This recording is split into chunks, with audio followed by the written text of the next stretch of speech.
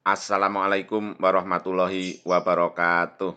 Selamat berjumpa dengan Pak Tomo pada pembahasan IPS tentang peristiwa setelah proklamasi.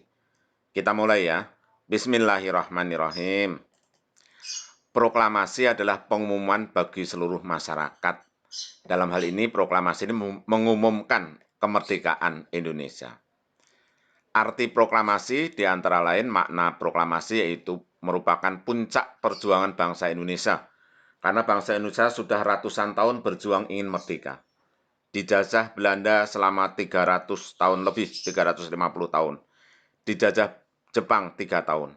Pernah juga dijajah Inggris, Inggris, Portugis, Spanyol, tapi hanya sebentar ya. Jadi Indonesia sudah lama sekali ingin merdeka. Maka proklamasi kemerdekaan 17 Agustus 1945 merupakan puncak perjuangan bangsa Indonesia. Kemudian proklamasi juga merupakan pengakuan kepada dunia bahwa Indonesia sudah merdeka, sehingga dunia harus mengakui Indonesia merdeka. Kemudian proklamasi juga berfungsi meningkatkan martabat bangsa Indonesia.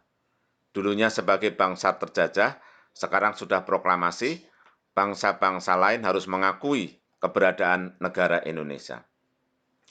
Kemudian setelah proklamasi berarti tonggak berdirinya suatu negara. Setelah proklamasi berarti Indonesia berdiri. Itu ya, ini adalah makna proklamasi. Sekarang kejadian-kejadian setelah proklamasi, mula-mula di dalam negeri terjadi rapat PPKI. Ada beberapa kali rapat ya. Rapat pertama 18 Agustus, dilanjutkan lagi rapat-rapat lain.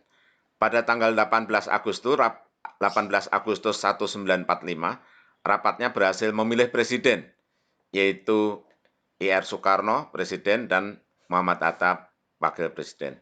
Lalu menetapkan bahwa Undang-Undang Dasar Negara adalah Undang-Undang Dasar 1945 dan dasar negaranya yaitu Pancasila.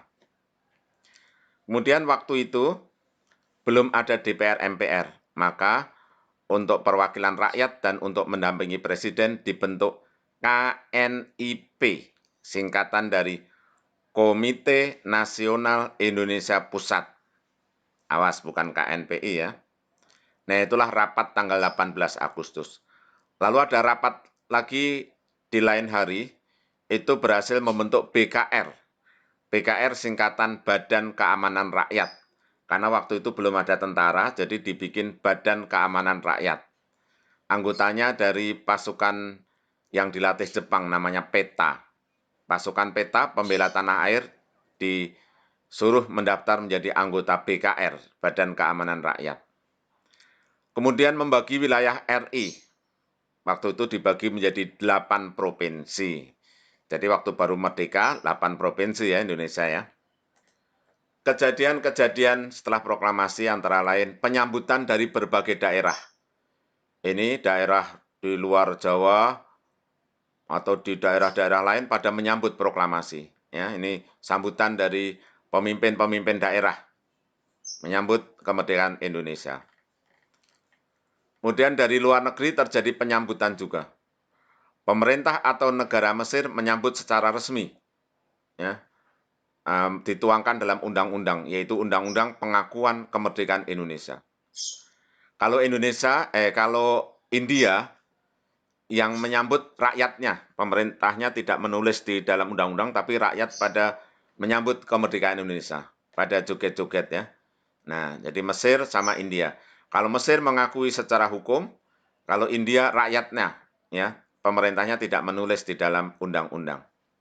Jadi negara lain banyak yang mengakui Indonesia merdeka. Ini yang pertama-tama ini, Mesir sama India. Di dalam negeri terjadi bentrok dengan tentara Jepang. Masalahnya karena pemuda Indonesia ingin merebut senjata tentara Jepang. Kan Jepangnya sudah menyerah ya, Indonesia sudah merdeka, jadi tentara Jepang pada diminta senjatanya. Ada yang boleh, di kota-kota lain ada yang boleh, ya. Ya udah nih, buat kamu aja. Jangan lupa, nanti kalau Belanda datang, dilawan ya, itu pesan Jepang. Tapi ada juga yang nggak boleh. Jepang, kamu kan udah menyerah melawan sekutu, senjatanya buat kita dong, kita kan udah merdeka. Nggak boleh. Nah, itu perang di Semarang. Terjadi perang ya, karena Jepangnya tidak mau mengakui. Masa Indonesia merdeka sih? Padahal pemerintah kerajaan Jepang sudah mengakui, tapi tentara Jepang sebagian ada yang tidak mau Indonesia merdeka. Nah, ini terjadi pertempuran 5 hari di Semarang, tanggal 15 sampai 19 Oktober 1945. Ada pahlawan yang gugur, yang terkenal namanya Dr. Karyadi, dokter rumah sakit di Semarang ya, Dr. Karyadi, itu korban pertempuran 5 hari di Semarang. Korban yang lain banyak, tapi nggak terkenal, maka jadi orang yang terkenalnya kalau ini biar jadi pahlawan kalau gugur ya. Kejadian yang lain yaitu tentara sekutu. Nah, sekutu itu kan ada Inggris, Amerika, Perancis, dan lain-lain. Nah, tentara sekutu itu menugaskan Inggris ke Indonesia. Tugas utamanya yaitu melucuti tentara Jepang. Melucuti itu ngambil senjata Jepang, terus memulangkan tentara Jepang ke negaranya. Ini tugas tentara sekutu. Tentara sekutu datang ke Indonesia di Jakarta di bawah pimpinan Letnan Jenderal Sir Philip Christison. Surabaya Brigadir Jenderal AWS Malabi. Medan Brigadir Jenderal TED Kelly. Semarang Brigadir Jenderal Betel. Nah, ini mereka datang, sekutu ini ya, tugasnya melucuti tentara Jepang, tapi ada yang kurang bagus. Mereka curang, yaitu mereka ditumpangi oleh tentara Belanda yang ingin menguasai Indonesia lagi. Tentara Belanda itu namanya Nika. Nah, karena kedatangan sekutu diboncengi tentara Nika, ini Nika ini tentara Belanda ya, Netherlands India Civil Administration, artinya pemerintahan Belanda, pemerintahan sipil Belanda, tapi mereka tentara ya. Dia ingin menguasai Indonesia lagi nih, Nika ini. Ini harusnya huruf besar. Nika. Netherlands, India, Civil Administration. Artinya pemerintah sipil Hindia Belanda. Ini sekutu yang datang di Surabaya diboncengi oleh Nika. Nah, kemudian meminta rakyat Surabaya menyerahkan senjata. Kan senjata Jepang udah diambil rakyat Surabaya, diminta. Nah, rakyat Surabaya nggak mau. Nanti kalau senjata diminta, wah dikuasai lagi sama Belanda. Akhirnya terjadi bentrok di mana-mana. Suatu saat pas bentrok ternyata AWS Malabi, pimpinan tertinggi, tewas. Nah, bodoh banget ya, pimpinan tertinggi tewas di tangan ini pemuda Surabaya, ketembak. Ada yang bilang ketembak, ada yang bilang kena granat. Nah, akhirnya sekutu marah, meminta seluruh senjata di Surabaya diserahkan pada Inggris. Rakyat tidak mau, akhirnya perang. Ya, yang memimpin pemuda adalah Bung Tomo, memimpin perang melawan sekutu. Pertempuran itu terjadi pada tanggal 10 November 1945. Karena korbannya sampai puluhan ribu, korban perang itu sampai puluhan ribu ya di Surabaya, maka hari itu tanggal 10 November 1945 disebut Hari Pahlawan. Tapi pahlawannya bukan hanya dari Surabaya ya. Waktu itu banyak pemuda-pemuda kota lain yang datang membantu ke Surabaya. Pemimpin pemudanya bernama Bung Tomo. Peristiwa Bandung Lautan Api terjadi 23 Maret 1946. Nah, ini ceritanya itu sekutu pengen menguasai kota Bandung. Tapi dia nggak mau perang melawan tentara Indonesia. Jadi dia bilang sama Presiden Soekarno, pemimpin sekutu ya, no, ini tentara Indonesia suruh keluar dari Bandung dong. Loh, kok enak banget? Kalau berani perang aja sama mereka. Jangan, kita nggak mau perang. Kalau perang nanti nenek-nenek aku tembak, anak kecil aku tembak, semuanya aku tembak-tembakin. Wah, jangan gitu dong. Perang melawan tentara Indonesia jangan nembakin orang lain dong. Ya, kalau perang aku nembaknya semuanya aku tembakin nih. Waduh, kalau gitu ya udah, biarin deh. Nanti aku suruh mengosongkan kota Bandung, kata Presiden Soekarno. Nah, gitu dong. Jadi aku masuk Bandung nggak usah perang. Tentara Indonesia suruh keluar.